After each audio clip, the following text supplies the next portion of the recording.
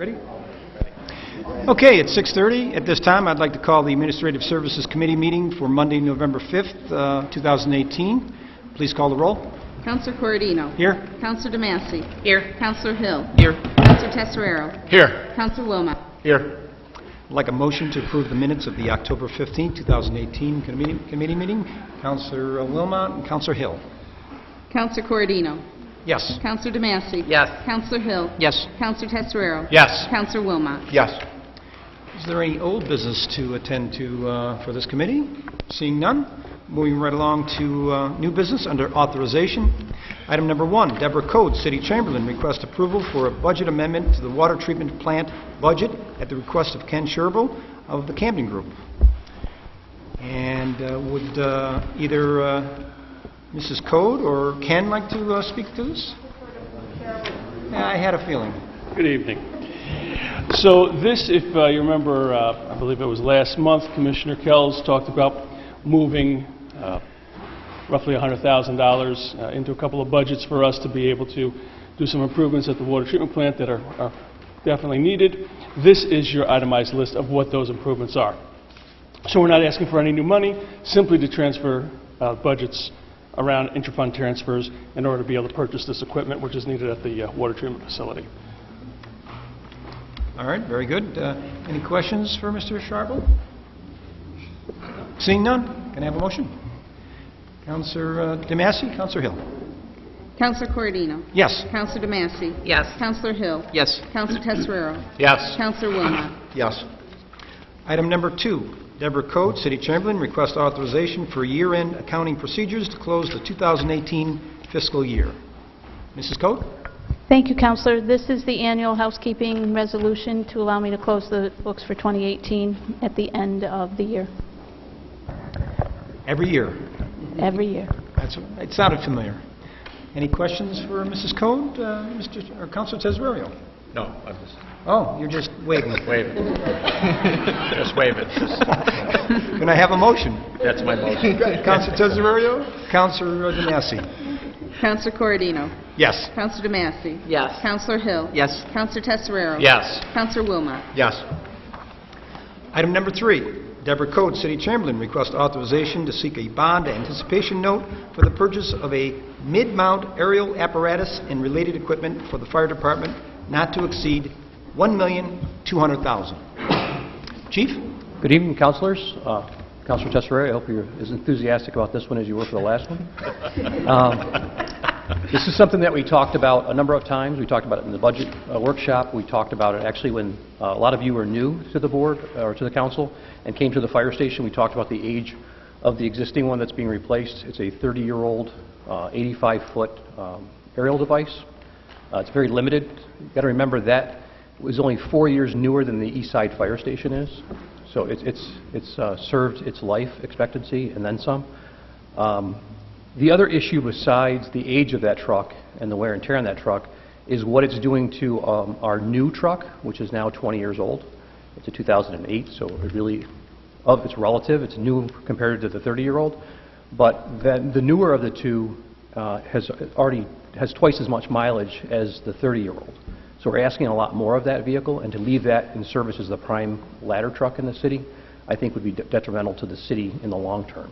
So what we're proposing here is a replacement vehicle. We were able to, with the help of the Chamberlain, to work off somebody else's bid and get their same pricing that they received for a 75-foot Quint vehicle. What it means to be a Quint vehicle is it can operate both as an engine and an aerial device, a ladder truck. So it has a full complement of ground ladders, an aerial device, but at the same time it can also function as an engine as well.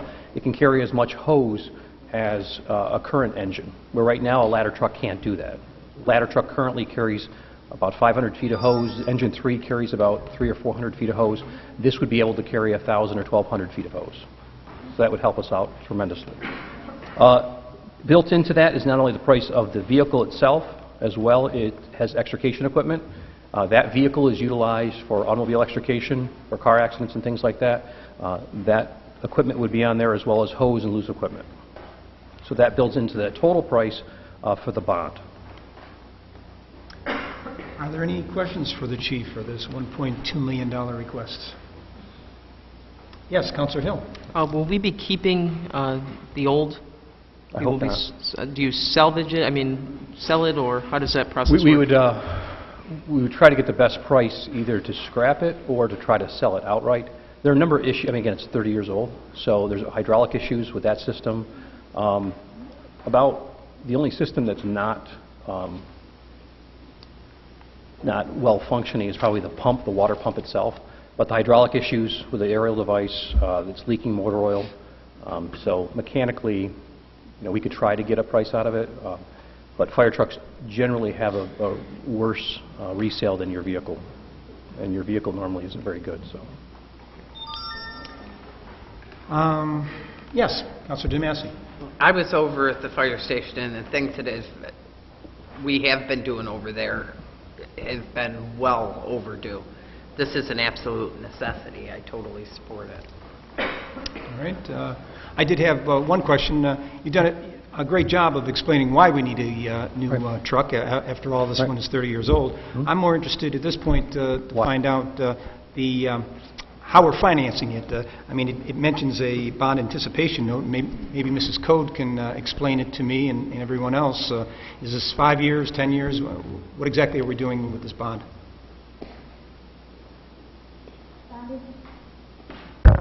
Bond anticipation note's a short-term note for 5 years maximum. So at the end of 5 years, this should be paid for. At the end of 5 years, it will be paid for. I'd like to hear that. Very positive. Are there any other questions for the Chief or Mrs. Code? Seeing none, can I have a motion? Counselor Hill, Counselor Tesorerio. Counselor Corradino. Yes. Counselor DeMasi. Yes. Counselor Hill. Yes. Counselor Tesorero. Yes. Counselor Wilmot. Yes. Item number 4. The Engineering Department states the Common Council approved Resolution number 223 in 2017, East Side WWTP Asset Management Improvement Project, Type 2 Action, New York State, seeker. The Engineering Department is now requesting that the Common Council include additional project sites as Type 2 actions under the New York State seeker for said projects. And Mr. Johnson, would you like to chime in here?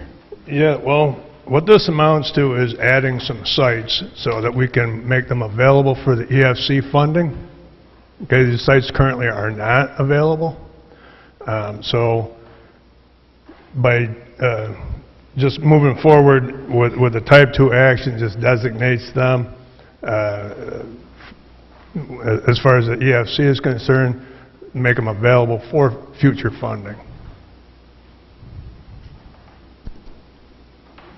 And what are those additional projects? Well, it was the Cuga Street Pump Station, the EFMF on the West Side plant, and the overflow facility on the Oswego River. Okay.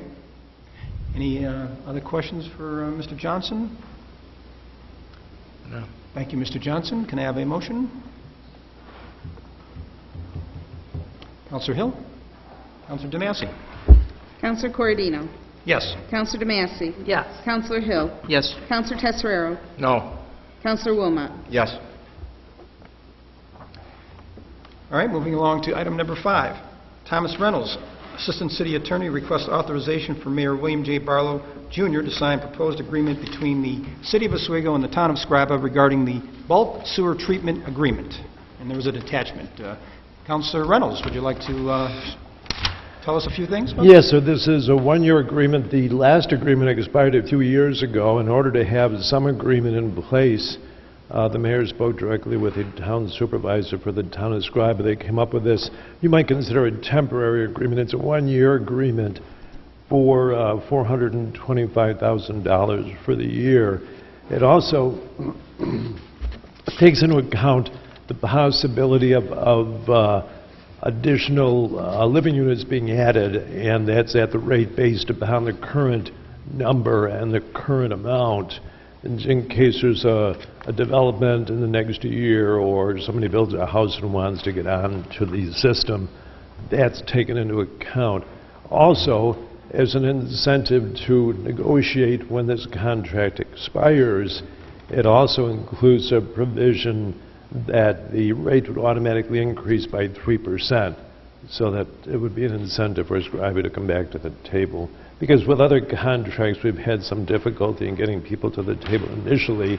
The previous contracts, as you may have seen as they have expired, there was really no incentive to come back to the table to negotiate because they could just keep the same rate. So this anticipates that possibility, but it also gives both parties more time to enter into a long-term contract. All right, thank you. Any questions for City Attorney, Assistant Attorney Reynolds? I do want to comment that I applaud you and the entire law department for putting in some of those key points that you pointed out. This contract was up 4 years ago, and we've been basically running under the old contract, and I think there was certainly some opportunities where we probably lost some income because of that. So I'm glad to see that you put some language in this contract that makes it clear that we're going to make sure when the contract's up that we have some leverage to get people to come to the table. So that was an important point. Thank you. Any other comments? Seeing none, can I have a motion? Councilor Tesorio? Councilor Hill? Councilor Corradino. Yes. Councilor DeMassey. Yes. Councilor Hill. Yes. Councilor Tesorero. Yes. Councilor Wilmot. Yes. And we need a resolution. We need a resolution. I'm sure City Attorney Reynolds, the Law Department could do it. Item number 6. Kevin Caracoli, City Attorney, seeks favorable consideration by the Common Council to enter into a 1-year lease agreement with St. Joseph's Church for use of the parking lot located at 174-176 West First Street. Councilor? Good evening, Mr. Chairman. This is an annual agreement with folks over at St. Joseph's. It was brought to our attention this year that they are concerned with a longer-term agreement in the potential likelihood that St. Joseph's Church is designated as the city-wide church for Oswego, Roman Catholic Church. As you know, there's some of you, many of you know, there's a reorganization of the Catholic churches in the city of Oswego. The diocese has indicated that they will designate one church as the city-wide church. St. Joe's is concerned that if they are designated, that they're going to need that parking. And so this just kind of modifies the agreement. Doesn't completely foreclose the city from using that parking lot, but it provides for, in the event that they are designated as the official church of the city, that they would put us on notice and try to work out some other arrangement. You know, and that's open-ended, but unfortunately there's very little that we can do at this point in time. So I'm recommending that we enter into this agreement, but certainly happy to entertain questions. All right, any questions? Councilor Tesorio? So I assume we own this lot. The church owns the lot. The church owns it. Yes. See, so this is the Okay. the issue. The church owns the lot. The city has been utilizing it for years and years. The consideration there is that the city maintains it, they plow it, and it's allowed to be used for city vehicles. But the church is the actual owner of that lot. So in case, let's say St. Joseph's not the church of choice, can we enter an agreement to maybe purchase the lot? I think that all of those issues are probably relevant at that time in the event that should occur. I think it's vital to not only the police station but City Hall, seeing how limited parking we do have. Don't disagree with that. Thank you. Thank you, Council. Any other questions from the council or public? Seeing none, can I have a motion? Councilor Hill, Councilor Tesorio. Councilor Corradino. Yes. Councilor DeMassey. Yes. Councilor Hill. Yes. Councilor Tesorero. Yes. Councilor Wilmot. Yes. And we need a resolution. We need a resolution. I'm sure City Attorney Caracoli will do it. Thank you. Item number 7, the Engineering Department requests that the mayor be authorized to sign the proposal with GEI Consultants in the amount of $10,768 in order to address the many issues regarding the FERC 6th-part 12D inspection of the High Dam hydroelectric facility. And Mr. Johnson, once again. Yep. Well, as you all know, the High Dam is regulated, we're licensed, and we're regulated by the Federal Energy Regulatory Commission. So with that, every 5 years, we do what's known as a Part 12 Independent Consultant Safety Inspection and Report. GEI did that for the second time. They only allow them to do it 2 times in a row, and then you have to get a different consultant. They did the last Part 12 earlier this year, and the comments that came back from the FERC want us to update the STID, which is the Supporting Technical Information Document. Sounds easy enough, but it's not really just a catalog. It's everything. It's every report and every inspection that's ever been done on the spillway and other water retaining devices. And so it's a fairly involved update of what they call it a living document. And you're supposed to be able to go to it, which I maintain the thing, to get any information that we have associated with it. And so it's basically a rewrite of that document. All right, very good, thank you. Any questions for Mr. Johnson from the council or from the public? Seeing none, can I have a motion? Councilor DeMassey, Councilor Hill. Councilor Corradino. Yes. Councilor DeMassey. Yes. Councilor Hill. Yes. Councilor Tesserero. Yes. Councilor Wilmot. Yes. Item number 8, Thomas Kells, DPW Commissioner, requests the elimination of the fees for open skating at the city skating rinks. Mr. Kells, would you like to jump in here? Councilors here couldn't be here tonight. Pretty simple, actually. Just like you did with the pool, we think it's a good idea to promote activities, get our youth out and get them away from maybe the TV or video games for a little while. That's the main goal. Any questions? Yes, Councilor Gozick. Yeah, excuse me, just a comment. Being the 5th Ward Councilor and having Kingsford Park Skating Rink or calling in my ward, I think it's a great idea, just like the pool. It's going to help a lot of people that are struggling financially be able to get their kids out there. It may not seem like a lot, but a couple dollars adds up every week if you go skating a few times. And like you said, it gives the kids something positive to do where they're getting physical activity. With the problem in Oswego County, the numbers we've seen with the obesity rates and inactivity, I applaud your efforts and the mayor's efforts, and I wholeheartedly support this measure. Thank you. Councilor Hill. I did a little bit of looking, and the total revenue generated from the skating rinks for an entire year is under $1,500. So the financial impact of eliminating the fee is very, very small, and I think the positive on the community will far outweigh that very minimal financial impact. So I would support this as well. One quick question, Mr. Kells, will you be able to reduce any staffing? I mean, was there a person that was dedicated for collecting entrance fees, or? Yes. Yeah. Instead of having 2 employees there, we will have 1. So it will actually probably save some money in the long run. Yeah, that'll offset the $1,500, more than likely. Very good. Any other comments or questions, concerns, issues? Seeing none, can I have a motion? Councilor Wilmot, Councilor Tesorerio. Councilor Corradino. Yes. Councilor DeMassey. Yes. Councilor Hill. Yes. Councilor Tesserero. Yes. Councilor Wilmot. Yes. Item number 9, Thomas Kells, DPW Commissioner, requests additional funds for the fuel tank capital project in the amount of $51,929. Additional funds are being requested due to the updated pricing from the vendor through the NJPA contract award number 040215 TGE. Commissioner? Councilors, this was part of the mayor's capital project. Unfortunately, the pricing was 2 years ago when that was put into place.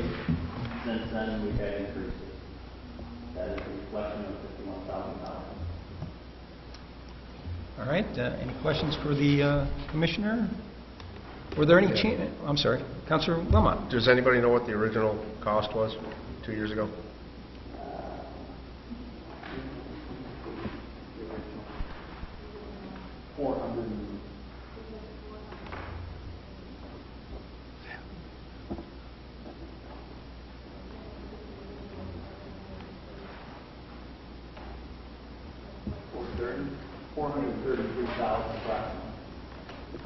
Thank you. Any other comments or concerns, questions? Seeing none, can I have a motion? Councilor Hill, Councilor Tesorario. Councilor Corradino. Yes. Councilor DeMassey. Yes. Councilor Hill. Yes. Councilor Tesorero. Yes. Councilor Wilmot. Yes. Item number 10, the wastewater department is requesting several intra-departmental transfers of funds to cover the cost of clarifier, launderers at the east side and for major elevator repairs at the west side. Mr. Sherville? Again, these are funds that we already have. We're just moving them around to be able to do these. We have about $78,000 in elevator repairs that need to be done. So the elevator is, at this point, not functional, and we do need it to move equipment up and down the 3 stories that we've got over at the wastewater treatment plant. And the launderers for the east side are in disrepair, and it really gotten to the point where repair is no longer feasible. It's time to replace them, and we luckily have some extra dollars in some other places that we didn't need them, so we could move them over to launderers and get those taken care of. So the total amount of transfer is how much again? Good question. I don't think we have a total. We've got it broken out by little bits and pieces. Oh, so... Because they're coming from different areas. If you look at the sheet, you'll see 50,000 from here. And approximately. Yeah. I can read them off for you if you'd like. Just a total. So, east side, 50,000 from G 8130 to 0420 utilities to G 8130 410 for supplies. So you see it's just these little transfers. Then another west side 40,000 from 420 to 440. West side 22.5 from 200 to 410. West side 22.5 from 200 to 440. And west side $1,000 from 450 physical to 440 contracted services. So those, making those transfers will cover the things that we need to take care of with the wastewater treatment plant. Okay. Any questions or concerns on this transfer? Seeing none, can I have a motion? Councilor DeMassey, Councilor Hill. Councilor Corradino. Yes. Councilor DeMassey. Yes. Councilor Hill. Yes. Councilor Tesorero. Yes. Councilor Yes. Item number 11, Councilor Kevin Hill requests review and approval of the proposed lighting of the High Dam to promote our waterways, highlight our unique assets, and increase total tourism. Councilor Hill? This is a beautification project that will be supportive of our efforts to revitalize the city, highlight our waterfront, and promote tourism in the area. This project actually came about during a meeting with a company out of Liverpool to get specifications for a grant application to light the Bridge Street Bridge. So this was born out of those discussions, and since we do have funding available for the project, I would ask that we do fund this. The vendor that we would be looking at is Quality Lighting Systems, Inc. out of Liverpool. They're a specialized company and local. And again, they did provide the specifications for the Regional Economic Development Council grant for the Bridge Street Bridge lighting. We did receive 3 quotes for the installation of the lighting. Ramba Electric, $18,200. Scriba Electric at $24,721. And MEC at $49,700. So obviously we would choose Ramba at $18,200. The actual lighting equipment cost would be $31,340. For a total cost of just under $50,000. The lighting hardware would be located on Brookfield property, so along with approval of the funding would be approval of the mayor to sign an agreement for $1 to use the property. That would provide us with Brookfield security and the ability to minimize any risk of vandalism or damage to the equipment. We are on the hook for operational costs and maintenance. but with LED systems, those costs are generally pretty low. With approval from the council during this cycle, we hope that we could have these installed and operational either before winter or just early in the new year. Again, I think this is a project that would be beneficial to the city as a whole, and would certainly fall into all the other positive things we're doing. We have a lot of momentum right now, and I think this would be the time to keep that momentum going and highlight our assets. So I would ask for everyone's support. Thank you, Councilor Hill. Any questions for Councilor Hill about this lighting proposal? Councilor DeMassey. What kind of lighting? Is it going to be where it changes different colors if you want? And It's similar to what is on Pathfinder Bank or City Hall, Nice. where there'll be a remote control access to change the colors, multicolor, single color, similar to Niagara Falls, but on a smaller scale. So that type of lighting, and it's really to drive, that destination feel, because even small lighting projects like that do generate traffic, bring people in, and it becomes part of a larger a tourism package or attraction.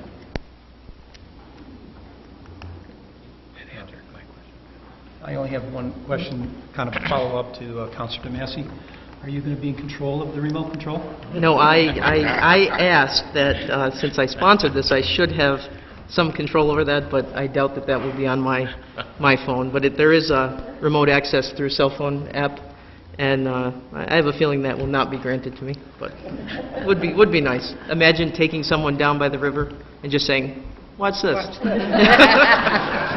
So, Councilor DeMassey. I'm just curious, is there any, in the agreement when they do this, what if they go out, or the maintenance, or PMs right, there'll be a warranty, a standard warranty, and then ordinary maintenance would be our obligation. But again, it's LED lighting. Generally, the maintenance costs on those are pretty low.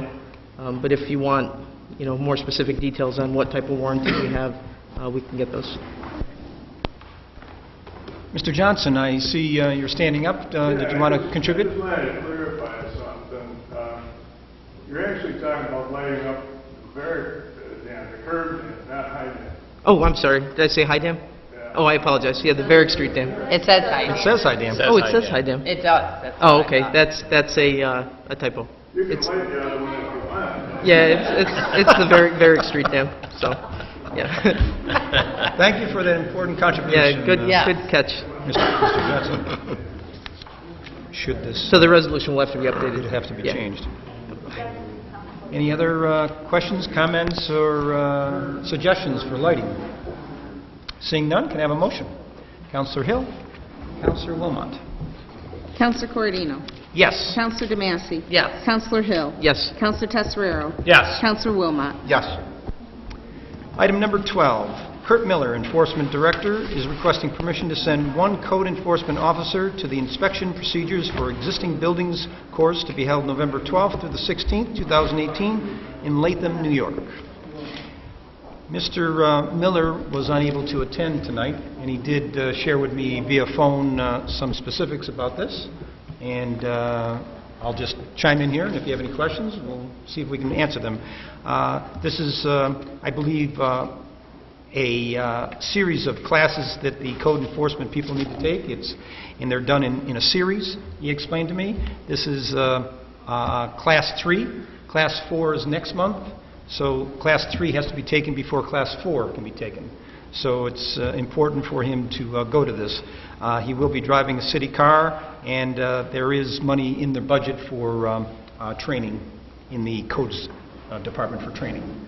Other than that, I'm not sure if he shared any other information. Do you have any other questions, councilors? Councilor Tesserero.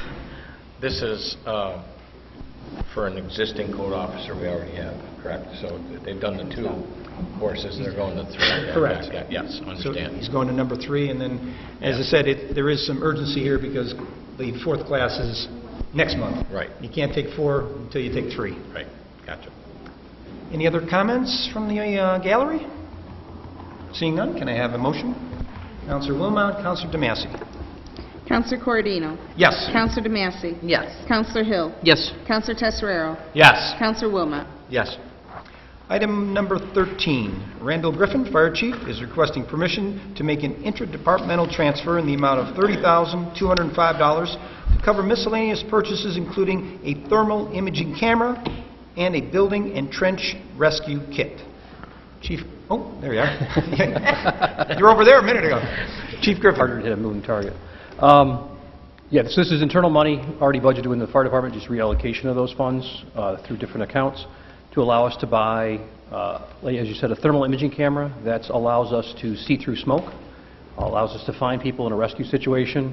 In a hazardous materials incident, we could find, for instance, you're dealing with propane, you can actually look and see the temperature difference on the vessel and determine where the liquid line is. You may not be able to see it through the steel, but you can see it based on temperature. So we use it for things like that.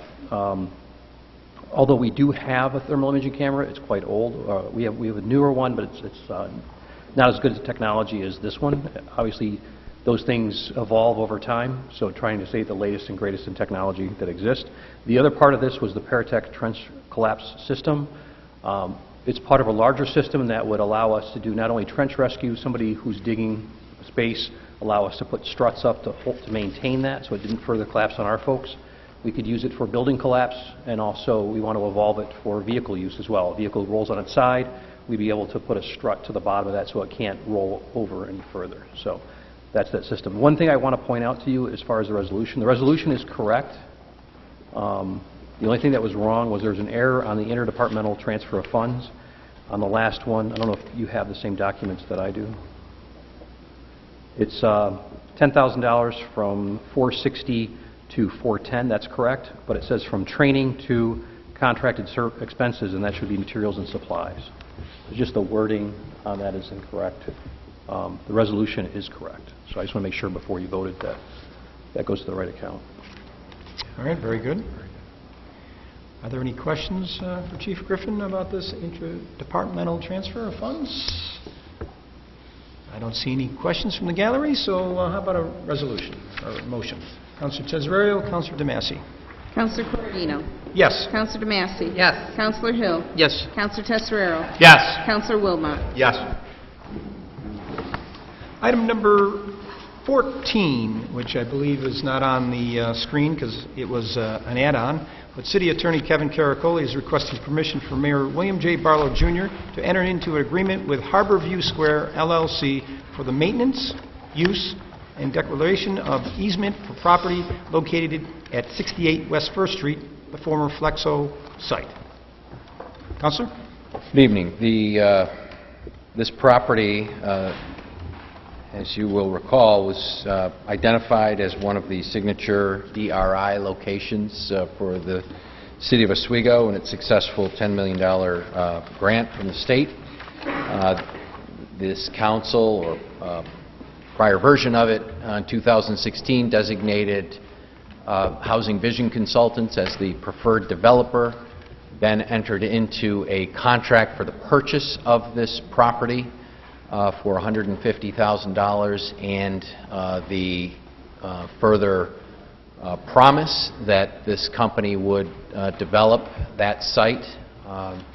They are tomorrow closing on the property, and a $21+ million construction project that will result in multiple market rate and affordable housing units in the City of Oswego, as well as about 9,000 square feet of commercial retail space, all located on Lake Street between Lake Street and Schuyler Street between 1st and 2nd Street. Okay, so that entire block will be transformed. Part of the consideration for this project was to develop certain parts of the what is otherwise the city's right-of-way. And again, on each of those 4 streets, Lake Street, Schuyler Street, 1st and 2nd Street.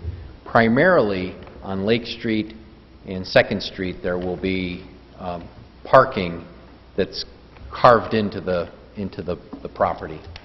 That is technically owned by the city of Oswego, and there are also going to be improvements on Schuyler Street and First Street by way of landscaping, sidewalk enhancements, things of that nature that are also technically in the city's right-of-way. This maintenance use and easement agreement purports to do is to provide the developer with an easement to improve those areas that are in the public right-of-way, would require the developer to make all of, incur all of the costs and expenses related to those improvements. The city would be granting the developer the right to maintain those improvements, including plowing, cleaning, preserving any portion of the streets that don't constitute the improvements. It does carve out, and I'll give you a little warning. There is a disagreement with respect to the next provision, and that is say that the city would be obligated for plowing and cleaning the parking spaces that are constructed by the developer, again, within the rights of way, Lake Street and 2nd Street. This is for our purposes, a working draft. It needs to be approved by the council and then ultimately authorize the mayor to enter into it. But that is, and it's a document that will, in effect, live forever. It's a perpetual agreement, a perpetual easement. As I said, the entire block is going to be developed by this project, and so there are, the developers requesting these considerations for the use of public space. Very good. Any questions, Councilor Tesorio? Yes, Councilor. So we're saying that the west side of 2nd Street is going to be total parking for this particular complex. Actually, the east side. East side. Okay, so yes. The west side. What happens to the west side?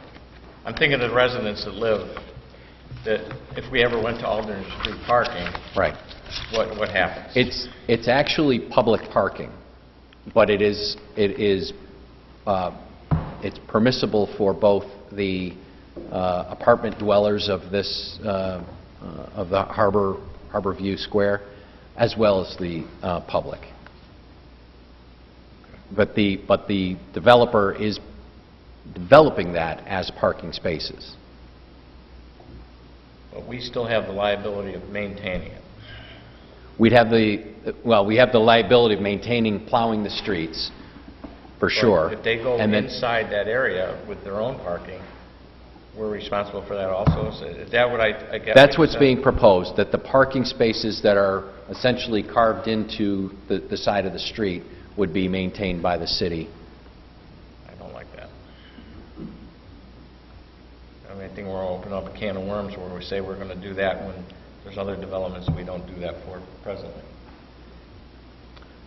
Councilor DeMasi? Well, with the cutouts there, we're already plowing down the street anyway. Correct. So if there's not cars there, all you're going to do is clean it out. It's not like get out and do the sidewalks and, anything like that, right? Yeah, and I defer to the commissioner on how, they plow streets now, for instance, First Street right out here. I know that there's, at one point in time when I lived downtown, you had to have your car off the street, and the entire street, including the parking spaces, were plowed and cleaned. Well, we're in the plowing area, so maybe we should have Commissioner Kells chime in. Not simply just going down the street plowing, there's bump outs, so it's a very time-consuming area. They use this as part of their parking plan, my personal opinion, and that's all that is, or the developer should have to take care of it. It's an added expense to the city for us to try to maintain that. Like 7 bump outs. Well, currently, there is, this parking they're showing here, I mean, I've been down that street, there is parking now for those residents on the west side of Second Street. There's a couple apartments there. So who maintains those during the winter? A lot of times the tenants do. You're not involved in that at all, currently? Usually because there's vehicles in the way, they don't all move at the same time, so it's not as simple as just driving down the street and blocking. Well, that certainly won't change once this building is put in. There'll be even more cars there. No, from this agreement, it's saying the city is responsible to remove it. All right, very good. Any other comments? Yes, Councilor? So the parking that's along all the way down the Second Street between Lincoln and West Schuyler, that's exempt from winter parking there. I'm not sure that it's exempt. Nothing in this agreement says that it's exempt. So, I mean, this is particularly what we've written into this was that, to the extent permitted by law. I mean, this. okay, so they're just changing the way they landscape it, but not whose responsibility it is. Well, Not the overarching. So during the winter parking again, it would be cleared of cars, I guess is what I'm asking, overnight. I mean, it certainly presents a challenge because you've got, I mean, these are folks that are going to be living there, but in the same sense, it's a public street. So I think to Commissioner's point, if for some reason those cars weren't to be removed, then I certainly would agree that there shouldn't be any obligation on the part of the city to go back and maintain. Otherwise, you're going to have a crew there, half of a day pulling cars out. That's not workable. I see somebody's got a question. The consideration is those spots be permitted to a number of residents who may use them, so they pay a fee, and it's stipulated that they also maintain the spots. It seems like it's really off the city to try to find people who need it, and like a revenue source. Are we currently doing anything like that now in the city? I don't think you would be able to do this. These spots have already been established for this project. Part of their parking, you have to have so many per unit. Is that correct, Kevin? It is, but they are specifically designated as public parking. I mean, the developer, as an enhancement to their tenants, has offered, and the city agreed, to allow the developer to provide these parking spaces, but they are definitely public parking spaces. They are not specific to Harborview Square tenants only. And these parking spaces, from what I remember on Second Street, I mean, it's not in public right away. It's not on the road. It's off of the road. These are perpendicular to the street. It's off the road as we know the road, but it is definitely in the public right of way. Right. And that's why we've got this agreement. Same thing on Lake Street. Same thing on First Street, although no parking is being contemplated, but there are landscaping improvements that are technically in the public right of way that they are asking to implement and they would maintain as part of their overall Well, according plan. to the map, they have 2 rows of townhouses with 6 total units facing Second Street. So I imagine they're going to be promoting and selling these townhouses with convenient parking right there, right in their front or back door, whatever that is. No question about it. So what's the question here? Are we concerned here about who's paying for the cleaning? Councilor Hill. And is there anything to prevent us from just removing that from the contract? Are we No. legally obligated to provide that service? Again, this is for our intents and purposes a working document. This is what's being called a post-closing agreement, so it's not, the closing of this deal is not contingent upon this occurring. I guess what I'm seeking ultimately is authorization of the mayor to sign the agreement, but if between now and next week we get those terms worked out, I would ask for your consideration in that regard. I'm not seeking for you to table this necessarily as much as I am, continuing to authorize me to negotiate based on the concerns we've heard tonight. And I guess I would offer if we don't have terms that are agreeable by next Monday, then you've certainly got the right to either table it or vote it down. Well, we have 1 week before the full council will consider this. So That's if right. it passes tonight and there is no definitive agreement that satisfies this council, we can always vote no next week. Absolutely. This is not something that's kind of lingered for months and months when we're just bringing it to your attention. This is kind of it's the nature of this project and how it's been moving along. But I'm fairly confident that we'll work it out with the developer over the next 7 days. Well, I suggest that we do vote on this, and we do, this is a $21 million project, and there is some time sensitivity to this. Certainly is. I think this does represent an enhancement. It's a significant investment in the city of Oswego. I think I can distinguish this from other developments that at least I'm aware of in the city. I'm not as concerned with treating this one developer different than another one. It's a different project altogether. But clearly these are public parking spaces. It does come with some challenges, particularly to the DPW, and we need to be mindful of that while we move forward with this project. But I would encourage you to vote yes tonight and then authorize me to continue to negotiate the terms. I think that's a fair way to go, to vote on this and hopefully pass it, and then with the stipulation that we'd like to see the city not have the responsibility of plowing those and cleaning those. The other point is there is a sidewalk along 2nd Street, isn't there? The map isn't too definitive here, but there is a sidewalk there, and they also have a parking lot, so they're going to have their own cleanup crew to clean the sidewalk as well as their own parking lot, right? Most definitely, yeah. And so you certainly could do that. Yeah. Do the 2nd Street as well. Right. Well, like I said, I think we should vote on this. I'd like a motion. Councilor Hill, Councilor DeMassey. Councilor Corradino. Yes. Councilor DeMassey. Yes. Councilor Hill. Yes. Councilor No. Councilor Wilmot. Yes. And we need a resolution. A resolution will come from the city attorney.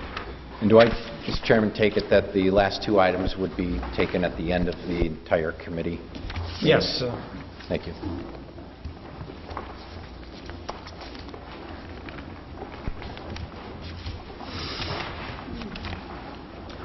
Item 14, or I should say 15 and 16 on the screen are both the executive sessions that are requested by City Attorney Caracoli. At this time, I'd like to request a motion for recess for this committee so we can go and continue with the rest of tonight's meetings. Councilor Tesorerio, Councilor DeMassey. Yes. Councilor DeMassey. Yes. Councilor Hill. Yes. Councilor Tesoreiro. Yes. Councilor Wilmot. Yes. At this time, I'll call the Physical Services Committee meeting for November 5th, 2018 to order. Please call the roll. Councilor Hill. Here. Councilor Wilmot. Here. Councilor DeMassey. Here. Councilor Goza. Here. Could I please have a motion to approve the minutes of the October 15th, 2018 meeting? Councilor DeMassey, Councilor Gozick. Councilor Hill. Yes. Councilor Wilmot. Yes. Councilor DeMassey. Yes. Yes. Is there any old business to come before this committee? Seeing none, we'll go on to new business under communication. Item number 1.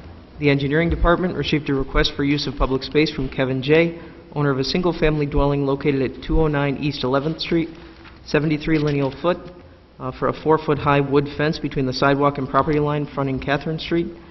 Mr. Johnson, would you like to speak to this? Yeah, property owner couldn't make it, he had to work tonight. Certainly it's a common request, and I haven't seen any problem with it whatsoever. Okay, thank you. And Councilor Wilmot, we had spoken before, and same. Yep, I didn't get a chance to speak to him. I tried to get home a couple of times. Looks like he works some kind of odd hours, but I did go up and look at it, and I didn't see any issues. Okay. Are there any questions from the council, the public? Okay, could I have a motion, please? Councilor Wilmot, Councilor DeMassey. Counselor Hill. Yes. Counselor Wilmot. Yes. Counselor DeMassey. Yes. Counselor Gozick. Yes. Item number 2, Thomas Kells, DPW Commissioner, received a request from Mr. Zorzikis to donate a memorial bench. The bench has been purchased and delivered to the DPW. This bench would be located on Linear Park, West Linear Park, by Veterans Stage, so we don't have to worry about congestion at Brightbeck. So I'm certainly in favor of this, and I would ask that the committee approve this. So are there any questions? Could I have a motion, please? Councilor Gozick, Councilor Wilmot. Counselor Hill. Yes. Counselor Wilmot. Yes. Counselor DeMassey. Yes. Counselor Gozick. Yes. And that's all I've got. Could I please have a motion to adjourn? Councilor DeMassey and Councilor Wilmot. Counselor Hill. Yes. Counselor Wilmot. Yes. Counselor DeMassey. Yes. Counselor Gozick. Yes. At this time, I'd like to call the Planning and Development Committee meeting November 5th, 2018 to order.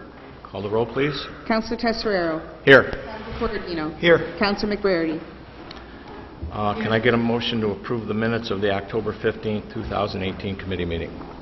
Councilor DeMassey, Councilor Cordino. Counselor Tesoriero. Yes. Counselor Corradino. Yes. Counselor McBrady.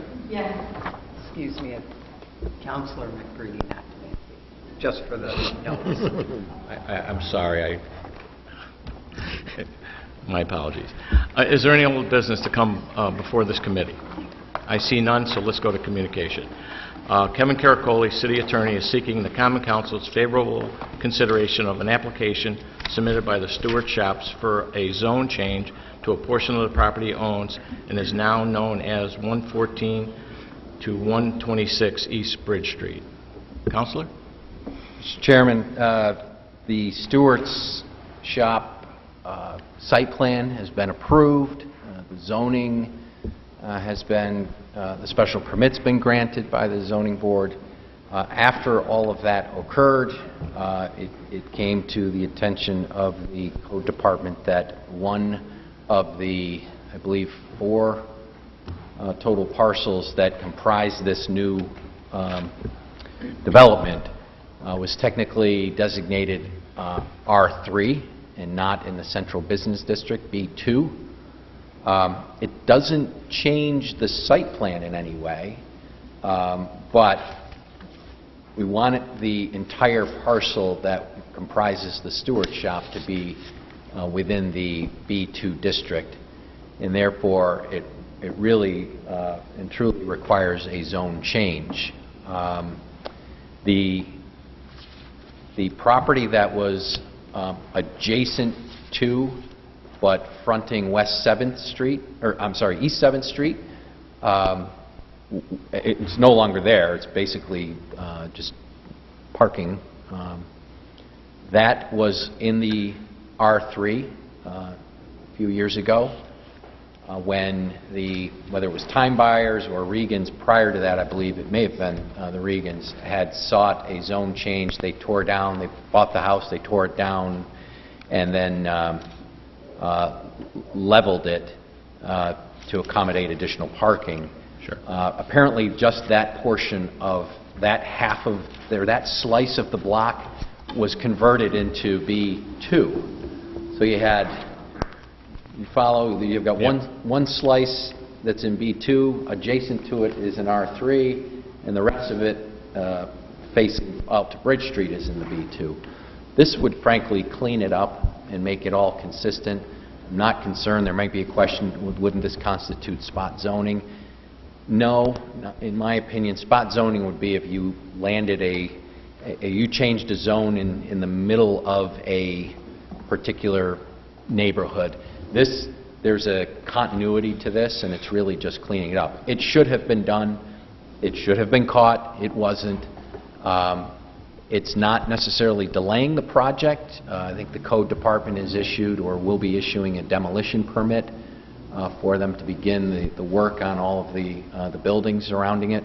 but this really does need to be cleaned up, and that's what I'm asking for. Process, however, requires the council to refer this matter to the planning board to give an advisory opinion, and then ultimately a public hearing has to be held, and then you vote on it. So this is essentially a 4-week process, because you would set the public hearing tonight to be held on the 26th. Right. So what we have to do is set a public hearing tonight.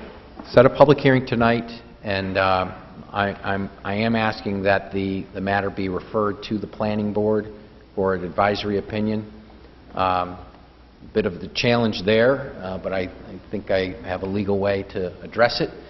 The challenge is that the planning board meets tomorrow night. This is a committee meeting, not the full council. However, referral being made through this committee, when we get to the resolution next week, we would make that essentially retroactive to this week in the action. The challenge we have is that the planning board doesn't meet again this year after tomorrow night, and that's a timing issue that's a bit of a concern. But I think that it's going to be a full public hearing, and anybody that has an opportunity or wishes to be heard will certainly be heard. You can attend the planning board meeting tomorrow night to be heard. But ultimately, the zone change is the proper way to go. So Kevin, the item that we're talking about here, the consideration of the application, we have to vote on that and then vote on holding a public hearing. Yeah, that I did offer a resolution, but I think let me just review it, and I think Ms. McDade and I were talking about this. I don't believe that well, it does. It says to establish a public hearing, but I think what we're suggesting is that the public hearing be established through the resolution that would be voted on next week for the 2 weeks following. So I'm going to take a motion to accept the application for the change. Correct. And then take a motion to establish a public hearing. Yeah, and I think you could put it all in perhaps do it all in one, but okay. Your preference, Mr. Chairman. Do we need to include a referral to the planning board Yes. for tomorrow in the Yes. resolution? Yes. Yes. Is there any questions? Councilor DeMasi. I do have a problem with this, because there's the property on East 7th Street where they have a shed. I know exactly what you're talking about. We are in the process of working that out, and that shed's not going to move. You're sure? Yep. Okay. Yep. All right. I would say, and I appreciate that, the zone change affects the opposite side of the street, though. Okay. The West 6th or East 6th Street side, that parcel. But to the extent that that's somewhat related to what's going on That's here, why I want to make sure we're good with that. Understand and appreciate it. We've been working on an encroachment agreement so that shed would stay for as long as it's up and wouldn't have to be moved. Perfect. Thank you. And Stewart's has consented to that. Perfect. Thank you. Any other questions or comments? I see none. So I'm going to say I'm looking for a motion to accept a Stewart zone change application and establish a public hearing to change the zone change for this particular project. Do I have a motion? And refer it to the planning board Oh, and refer it to the planning board also. Correct. Thank you. for consideration on the 6th. Yeah. Councilor McBurney, Councilor Cordino. Councilor Tesorero? Yes. Councilor Cordino? Yes. Councilor McBurney? Yes. I see no other business. Any other questions for this board? I take a motion for adjournment. Counselor McBurney, Counselor Cordino. Counselor Testerero. Yes. Counselor Corradino. Yes. Counselor McBrady. At this time, I'd like to reopen the Administrative Services Committee meeting. And I'd like a motion to open the meeting. Counselor Tesorero, Counselor DeMassey. Counselor Corradino. Yes. Counselor DeMassey. Yes. Counselor Hill. Yes. Counselor Testerero. Yes. Counselor Wilmot. Yes. We have two items, item 15 and 16, that are both executive sessions. I'll read them real quick. Executive session has been requested by Kevin Caracoli, City Attorney, for discussions regarding proposed, pending, and current litigation concerning 154 East 2nd Street. The second executive session has been requested by Kevin Caracoli, City Attorney, for the proposed acquisition, sale, or lease of real property, or the proposed acquisition of securities or sale or exchange of the securities held by such public body, but only when publicity would substantially affect the value thereof, concerning 139 West Bridge Street. I'd like a motion to go into executive session. Counselor Hill, Counselor DeMassey. Counselor Corradino. Yes. Counselor DeMassey. Yes. Counselor Hill. Yes. Counselor Testerero. Yes. Counselor Wilmot. Yes.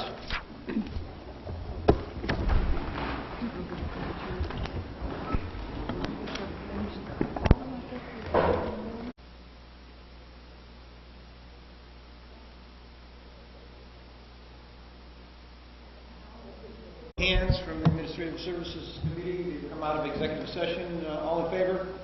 Aye. At this time, I'd like a motion to adjourn the Administrative Services Committee. Counselor Hill, Counselor Tesorero. Counselor Corradino. Yes. Counselor DeMassey. Yes. Counselor Hill. Yes. Counselor Testerero. Yes. Counselor Wilmot. Yes.